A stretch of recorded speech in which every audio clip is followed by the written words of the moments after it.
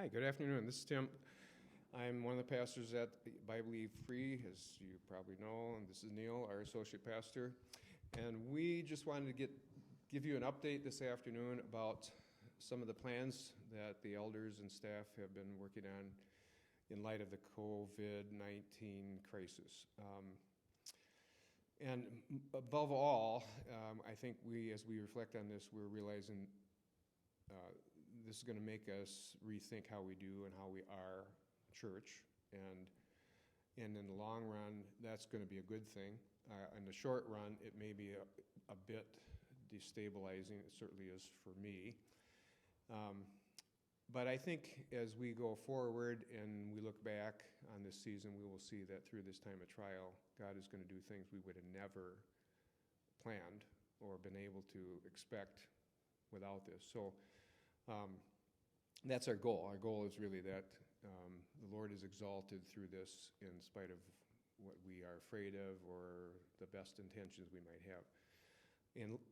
In light of that, here are a couple specific updates that we're planning going forward. Number one, we're suspending all public services, public gatherings of larger than 10 until April 19th, pending, guidance we get from the health people and our elder board. So we will move toward posting a Sunday morning message every Sunday on our website, hopefully by about 10 o'clock. We will continue then to try to be creative with other video training resources that can supplement not only that teaching, but other teachings of our youth ministry that will help you as families and as households to have church, have devotions together at home. I think that's a major thing at this point. What are some of the other details or questions that people might have that, Neil, we've talked about this a lot, that I'm missing or would be out there? Yeah, one of the conversations we continue to have and just want to make people aware of is we've got to be checking in with each other. We're working currently on pulling something together where we can be aware of and checking in with some of the most vulnerable in our community. And first off, you think maybe of those who are over a certain age, but it also may include people who have different medical conditions, which makes them a little bit more susceptible or vulnerable to the COVID-19 virus. So we want to be thinking about others. We want to be connecting in whatever ways we can. I kind of like what you said. I feel like all of our normal routine just got wiped off the table. Yeah. And now we're going to say, what does it look like to be the church within respecting these new realities? That's going to be an exciting thing. My encouragement is just call people. Check in with people, shoot them a text. Because remember, some people are going to feel more isolated and more alone than others, and we want to be thinking of those. I've already gotten one text message from somebody that just said, I could use prayer. Yep.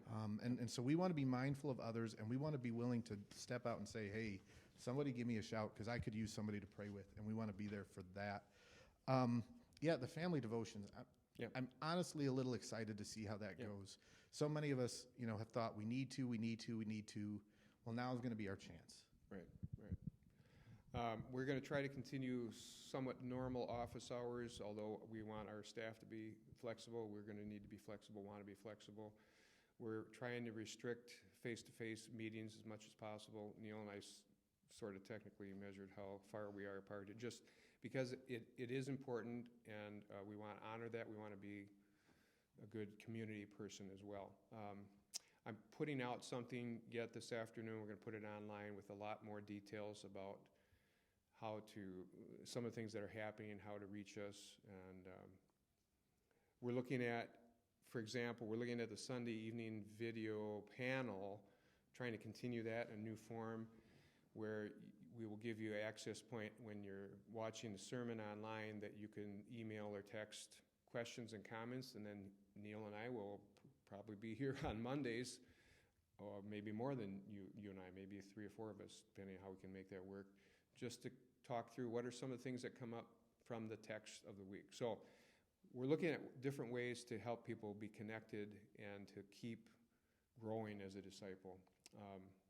So I think any other lessons you have in mind? Well, I was actually going to throw it at you and just say, what's been the one thing that's brought you hope when you begin to become uneasy right now? Well, I think, and I'm going to say this in my it's in my little note to all of you that we know the theology that trials are expected and suffering is expected. And for me, there's obviously some of the day-to-day anxieties, but what gives me, and I think all of us, a completely different perspective is we know the big picture.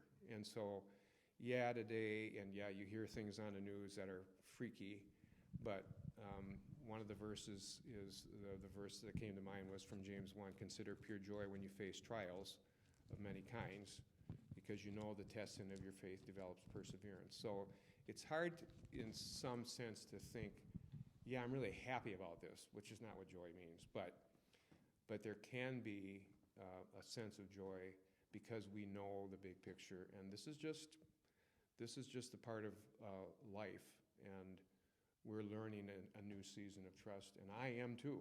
So that gives me perspective. So what about you? Anything come to mind? Well, definitely from my wife, as she's been waking up at night and thinking through these things, this passage has brought her hope and comfort. For God alone, O my soul, wait in silence, for my hope is from him. He only is my rock and my salvation, my fortress, I shall not be shaken. On God rest my salvation and my glory, my mighty rock, my refuge is God. Trust in him at all times, O people. Pour out your heart before him. God is a refuge for us. Yeah. And she can almost recite that to me. Yeah. And that brings great hope. Yeah. So I don't think I certainly have not thought through the implications of the fact that we're not going to see each other much face to face. That makes me sad, but we can stay connected anyway. And so our prayer is that we will walk by faith and we will be strengthened through this, and we will be by God's grace. So thank you.